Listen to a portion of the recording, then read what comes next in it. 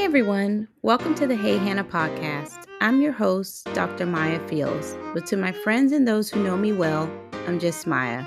I'm a higher education administrator, a mother, and a wife of 14 amazing years. But above all, I'm a Christ follower. This podcast is a special platform created to honor the memory of my beloved daughter, Hannah. It's here that I have the chance to have the conversations that I never got to have with her, to share the wisdom and love I wish I could have passed on. It's a reminder to cherish the precious moments we're given and a testament to the power of healing, hope, and personal growth. If you're someone who's seeking personal growth, inspiration, and practical advice to build a solid foundation for a successful and fulfilling life, this is a place for you. Join me as we honor Hannah's memory together. Laugh, cry, and learn.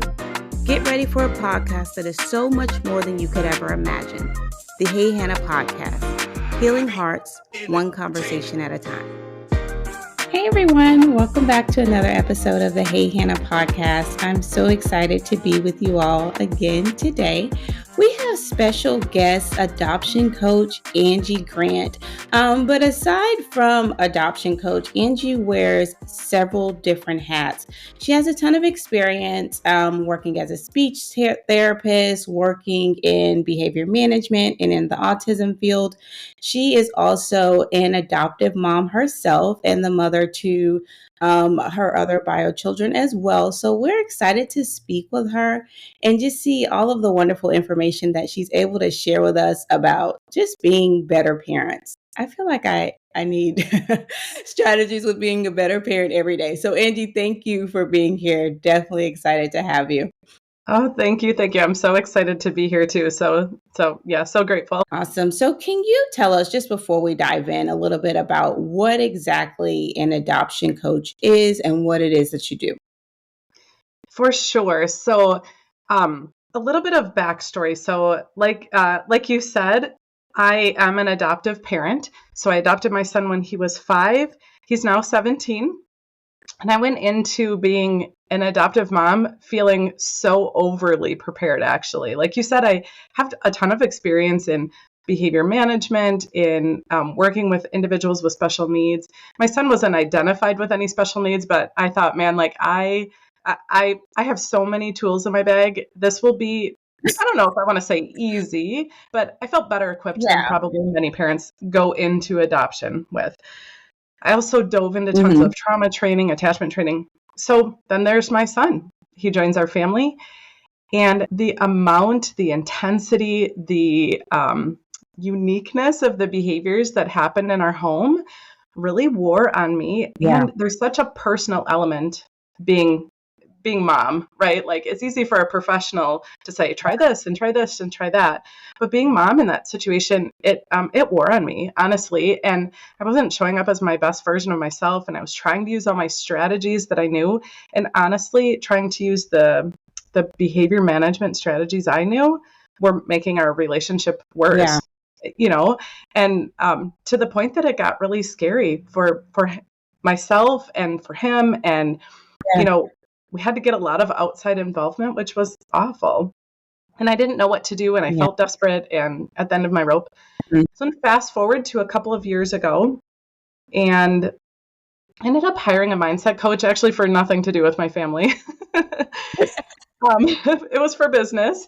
But man, like within a month of working with a mindset coach, my mind was just like, oh my gosh, this is what was missing when things were so hard. I did not have the tools to work on my own mindset. I kept trying to fix him. I kept trying to address all of the diagnoses that he ended up getting over the years. And I wasn't putting any attention on myself and how I was showing up. I was just trying to do all the things that people were telling me to do, which made everything worse. Yeah. So that lit a fire under me. I ended up getting certified as a mindset coach, and I specialize in helping adoptive parents, foster parents. I really will help any parent who's struggling, but that really is where my heart is adoptive parents, because I know our struggles are really unique in the relationship dynamics that happen in adoption. So I help adoptive parents who are struggling to connect and overwhelmed with behaviors. I help them to implement really key mindset tools to manage those behaviors and to manage themselves and to end up creating really beautiful connections with their kids and creating peace at home. It's just so cool. I love that I have this opportunity, and I'm so grateful that I had the experiences that I had with my son. And we're working on a relationship now, or I'm working on a relationship now. So that was kind of a long answer for your simple question, but no, that was awesome because all I heard as you were talking is just like hope, hope, hope, hope. Like there is hope if you yeah, feel like, oh, I'm drowning, I'm struggling, that, what you are saying sounds like hope to anyone who just feels like, I can't see a way to better parent yeah, in a tough situation. But I do understand like the frustration that you mentioned of like, I feel like I have all the tools and it's not, I'm applying my tools and it's not working out the way I thought it would be because I feel like I'm prepared because this is my area. I have those slight conversations with my boys. They are 5 and 6 now. My 5-year-old just turned 5, so I always have to make sure I say that correctly. But when we're dealing with education things and homework, and I'm trying to tell them things and I'm being questioned by my 6-year-old. And then I get to the end of my rope. I'm like, I have a PhD. I know this stuff. Like, why are you questioning me? It gets frustrating. So I can understand that. It's like, oh, this first grader. But that's just the way, the way it is. So I understand it's just kind of that daily frustration. Like, I feel like I have all the tools in the bag, but it's just not, coming out the way that I anticipated. I love that you mentioned the mindset portion. And one of the things I thought about immediately when you were talking about mindset is, obviously you can control and work with a coach and do the work to shape your mindset.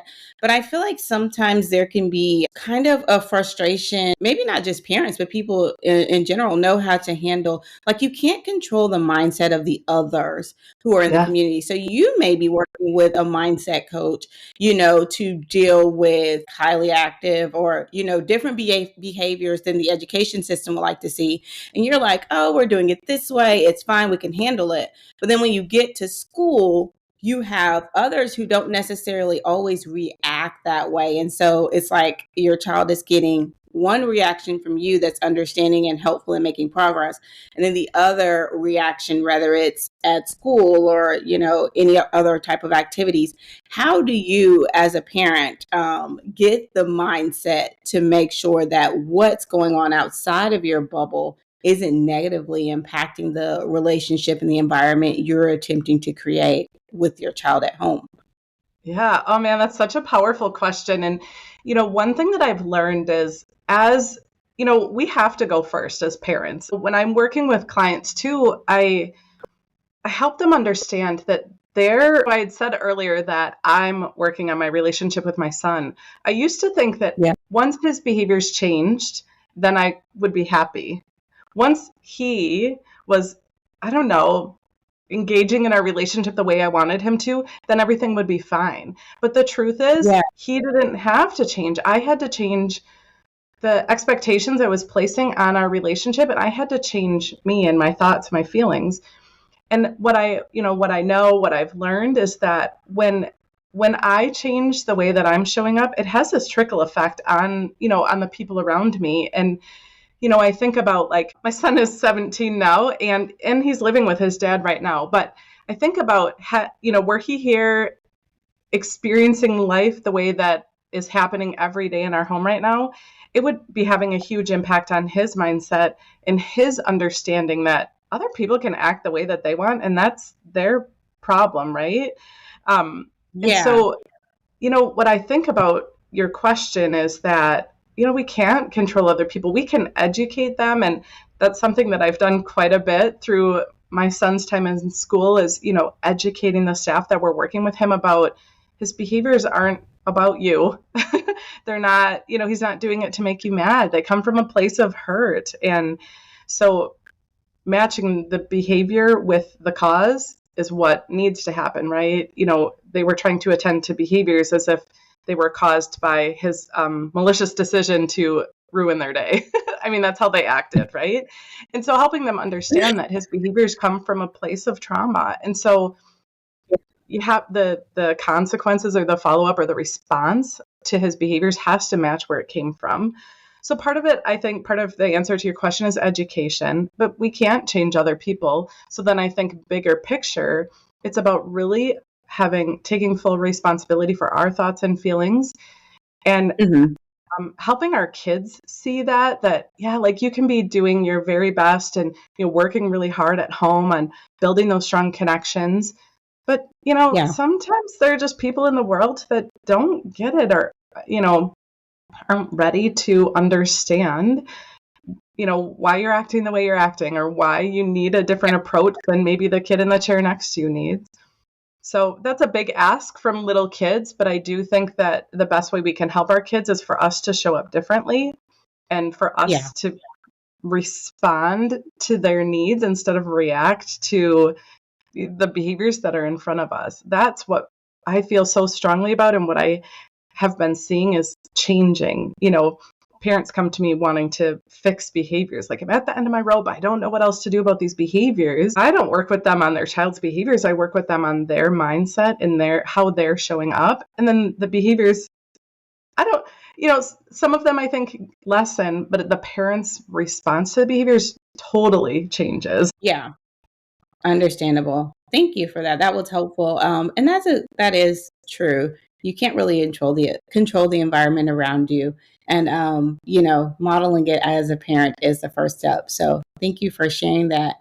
Just to get a better understanding for anyone who's listening who may not necessarily know a lot about the dynamics of adoption, how do adoption dynamics differ from traditional families, specifically when we're talking about behavioral challenges? I know you mentioned a few challenges that may come as a result of trauma. So could you tell us like the difference and I know every adoptive home obviously is not the same, but what would be some differences between both family environments when we're looking at behavior in children?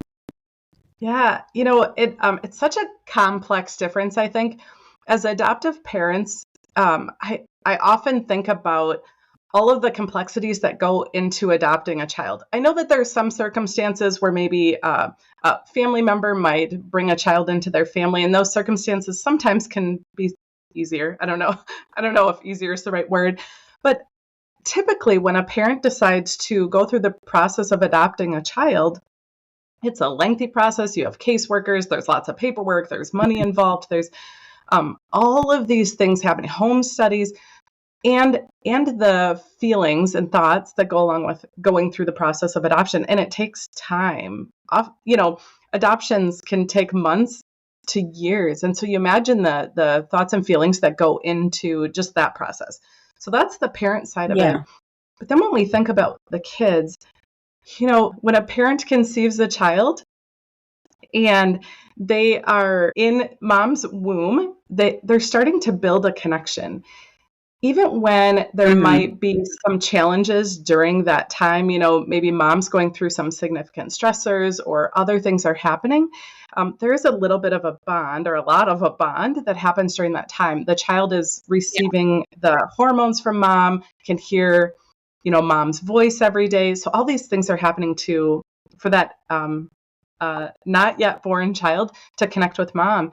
And so when that adoption happens, there's just so much out in the adoption world now about even the relinquishment trauma, right? The child not being with that person whose womb they spent 9 months in, hopefully 9 months, that they spent that time in, and they're not connected to them anymore. They're not, it's different, right? So there's that. But we also know statistically that kids who have been in foster care, who have been placed for adoption, are significantly more likely to have had in utero exposure, significantly more likely to have experienced trauma, even in those first couple of weeks or months or years of life. And so children who are in adoptive homes are just have a history of childhood trauma, and oftentimes complex trauma.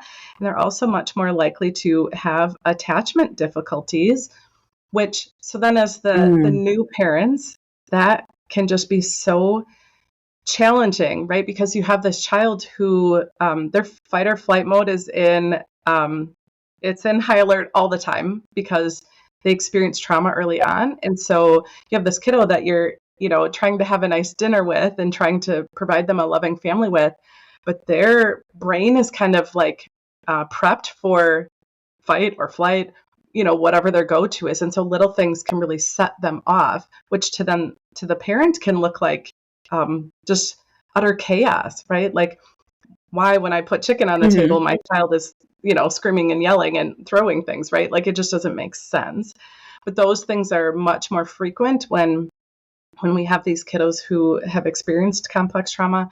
And then the attachment piece is so incredibly hard, right? Like, you bring this child into your home, you want to love them, give them a happy home. But it's really common for kids who've experienced a disrupted placement, who have attachment difficulties, to engage in behaviors that my son's therapist would often say, he's designed to try to push you away, because his brain is like, relationships are scary. They're going to end anyways. I might as well just push you away now while I have control of it. And so we would see all kinds of bizarre things in our home. And I know that our experience wasn't unique in that a lot of adoptive and foster parents will describe behaviors that are designed to push the parents away. And not that the kids are not, making a conscious decision like, ooh, what can I do to push mom away today? but that's how it feels, which is really wearing on your heart, really. Yeah. Understandable. And it's interesting to, that you even mention these behaviors coming up, because you said you adopted your son at 5, correct? Yeah. Those first 5 years were very tricky for him. I definitely can see, where the mindset comes into place, because if you just are experiencing, a reaction to something that you wouldn't necessarily expect, it's hard to know kind of just like what the knee-jerk thing is to do.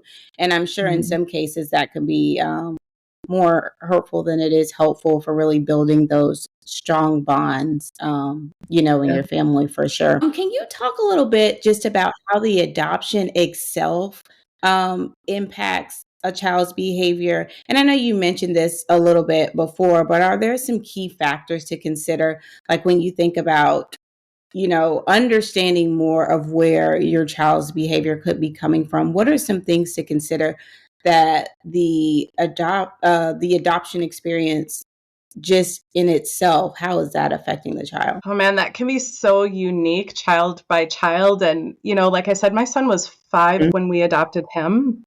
And so his awareness of life was, he had seen a lot of life at 5 years old and, knew his bio family. And so, I don't know if I did it right, because I didn't know what I was doing, but the adoption experience itself, families will handle it in so many different ways, as far as, including the child or giving the child a voice in the process. When you adopt a child, you have to go to the courthouse, right? Including your kids in that process. And it's so hard to know, because it's hard to know what's right. Because developmentally, there's also a lot of research to show that kids who've experienced trauma might be one age chronologically, but developmentally they might be a very different age. And so, like, we gave our son choice as to his involvement in that process and going to the courthouse and all of that, which he wanted to do. But at 5, I don't know if he was prepared to make a decision like that, or even understand what was, he didn't know what a courthouse was. So, when it comes to the adoption process, what I can say now looking back is that just putting the focus so much on your connection with the child and having that be first before anything else, just making sure that they can feel and sense how included they are, how much they're loved, how much they belong. I think that those things are just so key in that process, and not worrying so much about, the nuts and bolts of like, taking pictures or, like, those are important, but, just making sure that you're being so super present for your kiddo before anything else. Awesome. Can you tell us, I'm just curious, because you have mentioned the positivity and the mindset shift a good bit, what is one key thing that anyone who's listening and feels like, this is me, can do today to help to shift their mindset for, a more smooth sailing relationship building process in their home? Oh, probably one of the things that I recommend is like, there is no quick and easy fix. But if you were to try something today that can be really powerful in shifting how you show up for your kids, it's actually asking yourself a Mhm. key question. And I even recommend to parents that they write it out on a sticky note and hang it in places where you tend to have the biggest struggles. So if, Yeah. the kids fighting in the living room after dinner is something that happens every day, hang your sticky note in the living room where you're going to see it. Or if in the car, right? Like hang it up on your Mhm. windshield where you can see it. But the question is, what does my child need from me right now? Because if you're really honest and you ask yourself that question about what does my child need from me right now, chances are they don't need you to tell them that they made a mistake. They don't need you to give them a consequence. They don't need you to teach them that what they made a bad choice. Chances are when our kids who've experienced trauma are acting out, chances are it's coming from a place of hurt and them trying to process through their trauma. And so there's a really good chance that in those moments when they're acting out, and the behavior will probably look nothing like what they really need, but chances are what they Yeah. really need from you is a hug, or for you to brush their hair, or for you to just sit with them and rock with them and connect with them. They probably don't need any words from you. They probably don't Mhm. need what you've been doing, if I'm being super honest, because I know that because I've been there and I look back at all of the times, all of the behaviors, all of the ways that, and as a parent, I am cool and calm. Like I said, I was trained in behavior management long before I had any kids. So I can keep my Yeah. cool like there's no tomorrow, but I keep my cool in ways where I was trying to teach. And so Yeah. that would be my biggest strategy that can really shift things for you is having that question, what does my child need from me right now? I love that. I love having that question in a place that you can see it. And so, like, when it's really hitting the fan, read the stick note and see if that can help you kind of redirect a bit. I am a firm believer in training or having available the tools that you'll need for the emergency situation, so to speak, before they come. Because in the moment, where it's complete chaos, if you have not developed any type of a plan, 9 times out of 10, you're just going to shoot from the hip with how you're going to react to the situation. And it may not necessarily be the best thing. Yeah. So, I'd like to ask you, what type of coping strategies do you suggest for parents just to manage their emotions effectively and avoid reacting with anger or yelling, which sometimes happens in high stress situations and the parent just doesn't know what to do? Yeah. Oh, I actually have like a full training protocol that I do all about this because it's so complex. So there are some things that you can do in the moment. For some people, Mhm. it's actually using like some imagery and even like mentally taking a step outside of what's happening. So like the kids are screaming and you make sure everybody's safe, but the kids are screaming and they're throwing things at the wall and you just take a mental break quick to the beach or wherever your happy place is so that you can calm Yeah. yourself because what I know happens, I experience this myself. I know I've read quite a bit about it, but what I know happens over time is that I started having more of a fight or flight type response over time as behavior after behavior Uh, after behavior. And so I went from being like very controlled in the way that I was responding based on my behavioral training to becoming much more reactive because I am so sorry.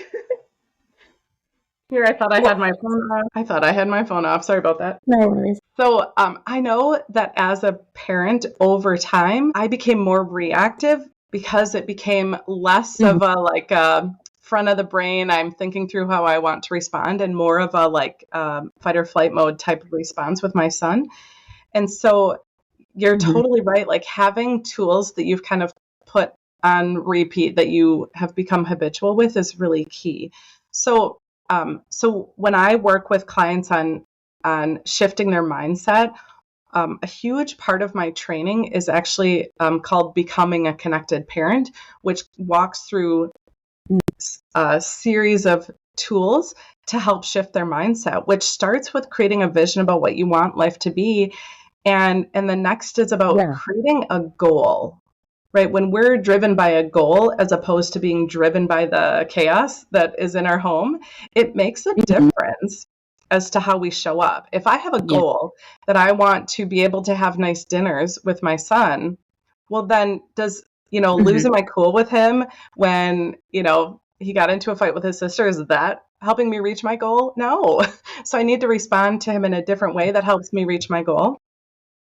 So, I Yeah. think it's complex in working towards how to show up in that moment. But as far as coping tools, I do think imagery can help a lot of people, and having a goal that you're working towards can also be really powerful. Imagery. I haven't heard of that as a strategy before.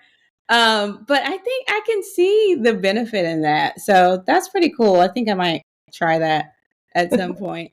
Can you talk a little bit about any educational resources that you offer for parents, or just ones that you recommend, like books, workshops, online resources that you recommend for adoptive parents when they're seeking guidance just on managing behaviors and discipline in during the adoption process, or just anything like that? Do you have any specific resources that you recommend? Well, so I do have a Facebook community where I offer trainings every week all around parenting mindset and with a specific focus on Okay. adoption and trauma and all that. And, when I first started my group, of course, I threw in a few like speech therapy things because I love that too. But I do really focus on mindset in there. I'm putting this out in the world, but I'm also planning on launching a podcast in the new year. So I think that'll be a great place for Nice. parents to access training and tips that they can implement in real life. As far as other outside Mhm. resources, that's tricky because I feel like my take on how I'm helping parents shift their mindset to manage behaviors, I think is pretty unique and a different way of thinking about behaviors. And so, and Mhm. I've really pulled together my past behavioral experience, my personal experience with my son, and then what I've learned about mindset and put it together. So as far as resources, I mean, like I do read a lot of personal development books. I know one that has been really game changing for me, which has nothing to do with adoption, but it's called The Top 5 Regrets of the Dying. And I just think it's so powerful to shift the way that we're thinking about how we're showing up for ourselves, because we Yeah. can't be the best parent that we want to be if we're not showing up for ourselves. It really does start with us first, and being the best version of ourselves so that we can help our kids. Oh, that is so true. I have one of the things I strongly believe about parenting is you being the best version of yourself helps you to shape and parent your child to be the best version of themselves. So, in a way, it's connected. So, when you're thinking about, we all typically want the best for our children. And so that requires you to get up and put in the effort to be the best you as well. So, I Mhm. completely agree with that. So thank you so much for sharing. Oh, your Facebook community. What's the name of your Facebook group? For Oh anyone yeah, who's looking, they want to find it. And then it's Connected Parents with Angie. okay, awesome. Easy enough to Yeah. remember. And I will put that in one. So you'll just be able to click on it and find Angie's group and get some more resources. A couple more questions I have for you. I'm just curious about this. How does cultural sensitivity play a role in discipline strategies, especially in cross cultural adoptions? And what advice do you have for parents who are navigating these differences? Oh, that's a challenging question. I think as parents, it's so important that we educate ourselves about, where our kids come from and, what matters in their culture. I know one thing that I Yeah. did with my son, my son knew his bio mom. I didn't know the other side of Mhm. his family. And, but he was so curious about it. And so we ended up doing a DNA kit together. So my son and I did it together. And to really, one, it gave him some names that, they're probably like fourth cousins or something like that, but it gave him something tangible that went with his Yeah. past, his biology, and also just for him to see, even like he loves seeing the pie chart of, kind of where his ancestry came from. And he also Yeah. loved comparing his to mine and seeing that we have some similarities, but also a lot of differences too. We also had other family members do it. So he could see that we are connected, but we're Yeah. all very different. So helping him to relate and connect, but also giving him some really concrete information about his past, I think was really powerful for him. And he just asked me the other week, because when we got it, he was a kid, so his account is under mine. So he's almost 18. He'll be 18 at the end of this month, actually. And he's like, hey, can I get the access to my account? I would love to be able to look up some family. And I'm like, absolutely.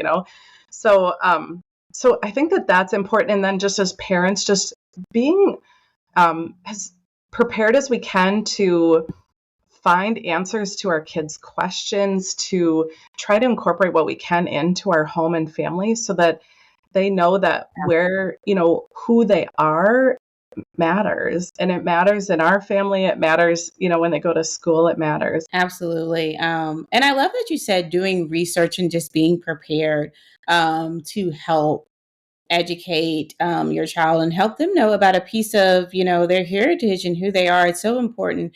I think sometimes maybe parents feel like, oh, I don't want to say much because I don't know, or I don't want to make it seem like, oh, well, their culture is this and mine is something different. But don't forget, like, eventually your child goes into an outside world and they'll see them from the outside as Yeah. a certain way. And so then you run into the feelings of, okay, well, do I really fit in with my culture because I really don't know much about it, or, this and that. So I think it's helpful just building a sense of pride, and just having that knowledge to know like what your culture is and some things that connect you to others as well. So I think that's very helpful and a very wise tip for sure to share. um as we wrap up, Angie, can you share any success stories or examples of adoptive families who have, I guess, seemingly got it right, who've effectively managed behavioral challenges, built those strong, positive relationships with their children, and they're walking in the space or the life they wanted to create with their children today? Oh my gosh, yes. So there's this family that I was working with, and when they came to me, she was at the end of her rope and didn't. She was contemplating termination of adoption, which is so incredibly sad. But I was there too, honestly. She was just at her wit's end with behaviors, and the behaviors were so persistent and had taken over their home, which then impacted not only her relationship with her child, but then her relationship with her other kids, who were Yeah. frustrated probably with like, why did you bring this child into our family? Look what's happened, mom, And so she came to me desperate. She had tried many, many, many other things.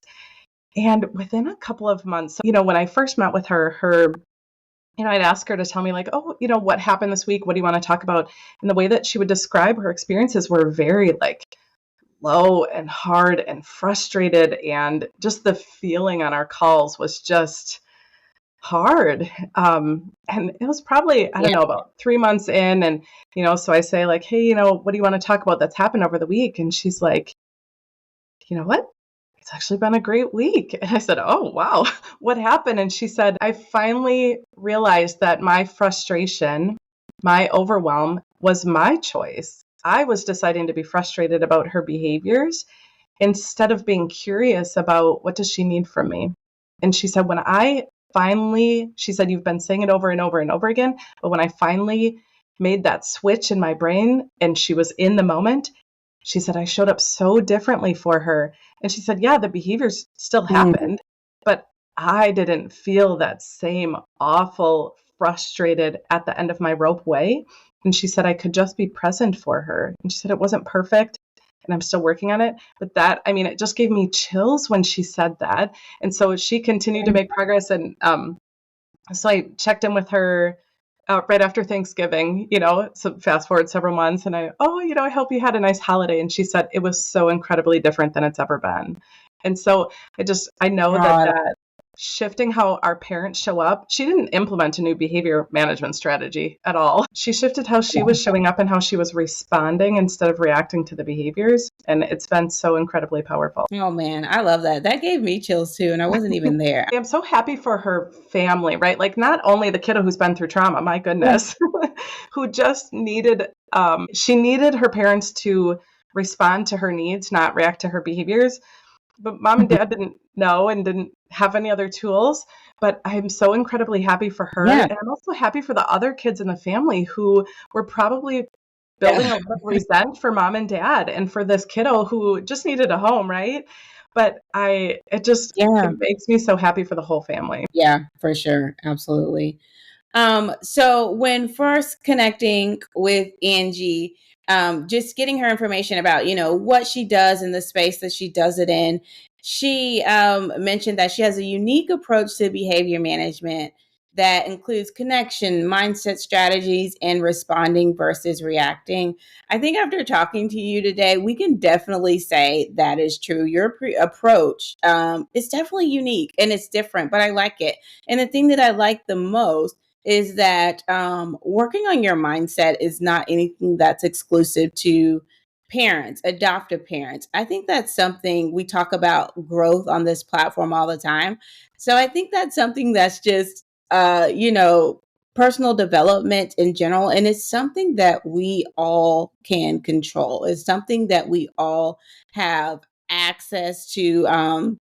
The information to do something about. So thank you, Angie, for the work that you are doing. And I appreciate you coming today to share that with us and educate us, on the positivity that's out there and available with mindset strategies. So thank you so much. Yeah, thank you. Absolutely. Can you tell us, Angie, for people who want to know more about you and follow your information, how can they get in contact with you? Are you on social media, your website? Yeah, so I keep it pretty consistent across the board. Like I said, my Facebook group is Connected Parents with Angie. My website is Connected Parents with Angie. On Instagram, I'm Connected Parents with Angie. So I try to keep it easy peasy. I do, on any of those platforms, I do also, I think my link tree is even Connected Parents with Angie. But on all of those platforms, I try to make it easy peasy to book a free session. If something here resonated with you, that you feel like I want to learn more, check this out, see if it's right for my family. I do have a booking link, I think, on all of them. So technology is not my jam. Helping parents is, but I get it. Well, I will make sure everyone, as usual, to include all of that information in the notes. So if you don't have a pen, don't worry. You can just click in the comment section and you will be able to get in contact with Angie. So Angie, we end every episode with the same question. So I'm interested to hear from you. What is the best piece of advice that you've ever received, or what is the best piece of encouragement you would like to give to someone that you deeply care about? Oh man. I think the best piece of advice or encouragement for somebody I deeply care about, I think, I do care so deeply. I mean, of course I love my family, but I do care so deeply about the people that I'm serving, whether they're in my group or clients or whatever. I don't care at what level, or, people listening here today.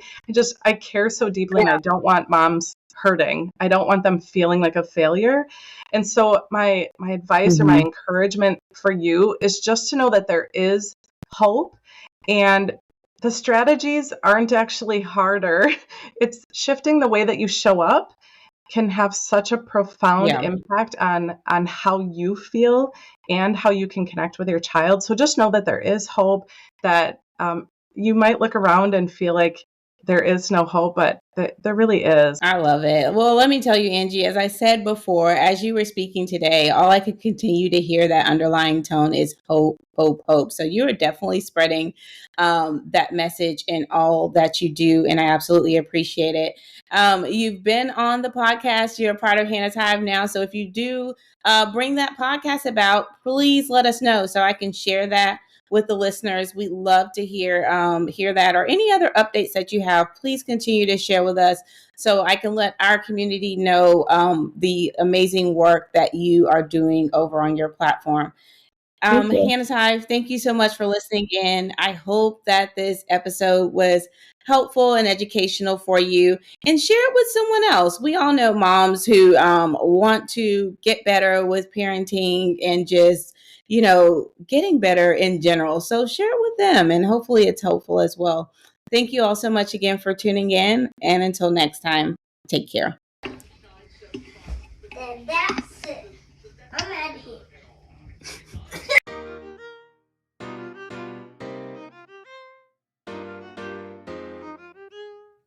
Thank you so much for joining us on this episode of the Hey Hannah podcast. We hope that you found inspiration, insight, and encouragement in our conversation today. If you enjoyed this episode and want to stay connected with us, be sure to like, subscribe, and review the Hey Hannah podcast. Your feedback helps us reach more people and spread our message of love and wisdom. You can also follow us on social media at Hey Hannah Podcast. Find us on Facebook, Instagram, and TikTok to stay updated on all the latest episodes, behind-the-scenes exclusives, and engaging content. And for those of you who prefer the visual experience, catch the video versions of our podcast on our YouTube channel. Just search Hey Hannah Podcast and hit that subscribe button to never miss an episode. For even more Hey Hannah goodness, visit our website at www.heyhannahpodcast.com. There you'll find updates, bonus content, and join a community that embraces you with open arms. Your continued support truly means the world to us. Together, let's spread love, share wisdom, and honor every precious moment. Because here at Hey Hannah, we believe that life is meant to be lived well. Remember, a new episode of the Hey Hannah podcast is released every Wednesday, so mark your calendars and be sure to tune in. Thank you again for being a part of Hannah's Hive. Until next time, take care.